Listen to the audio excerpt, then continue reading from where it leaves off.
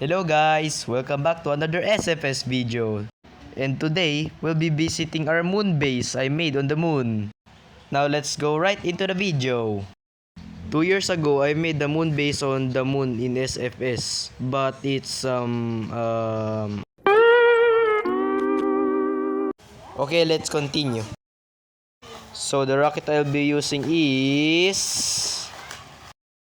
Space Launch System by NASA. Without DLC and SFS, of course. Okay, let's launch the rocket.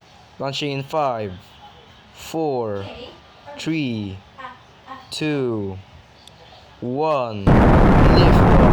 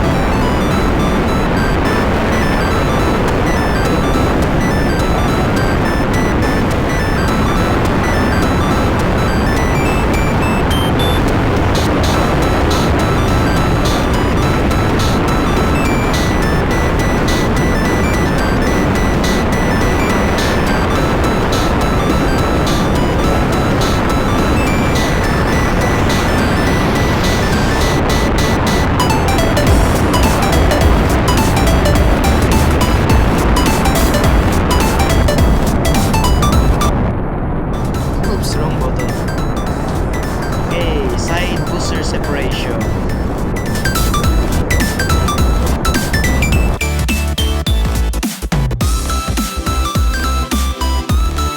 Okay, fairing separation. Head escape system separation.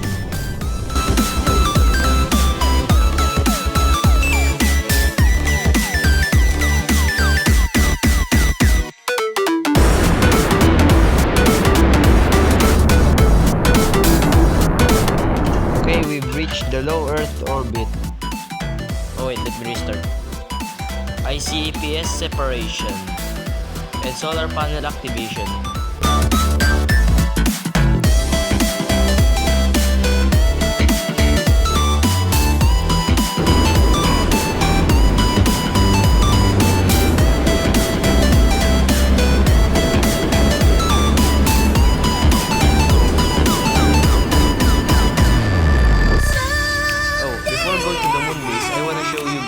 Gateway station I made. You have to dock it right over there. Someday we'll live as one family in a smooth harmony. Someday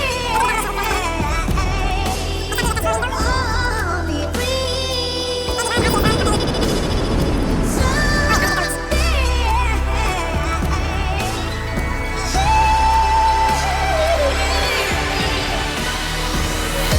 We're about to dock with the Gateway station.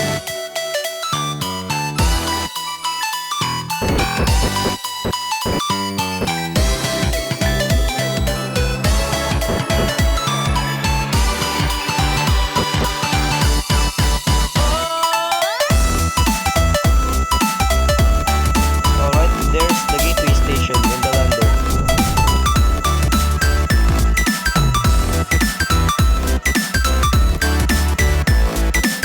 We're about to dock with the Gateway station. Let's go, yes. I docked. Here is the lander. Then I'm going to land on the moon.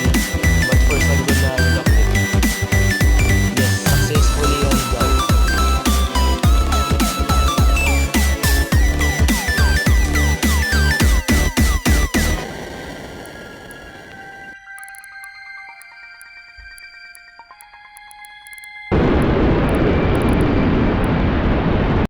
Captured into the low moon orbit.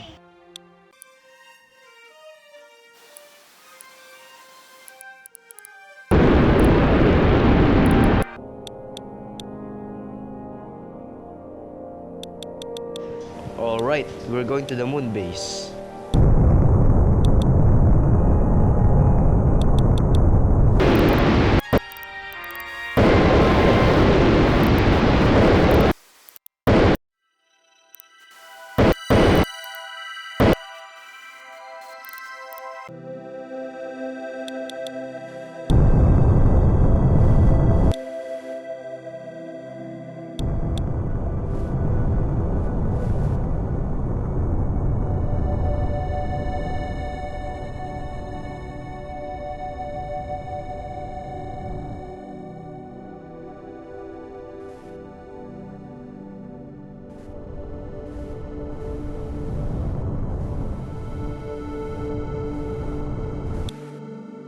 Yes, we've landed on the moon. It literally took days just to build this base. I'm going to show you guys a tour to this moon base. This is the Starship HLS. These are habitation modules. This is a habitation module as well. This is another habitation module. This is a communication module. This is a power generating module. This is a habitation module. This is a supply module. These are some HLS from Starship. And these are the Blue Moon landers. Okay guys, thanks for staying until the end. Peace. What do you do?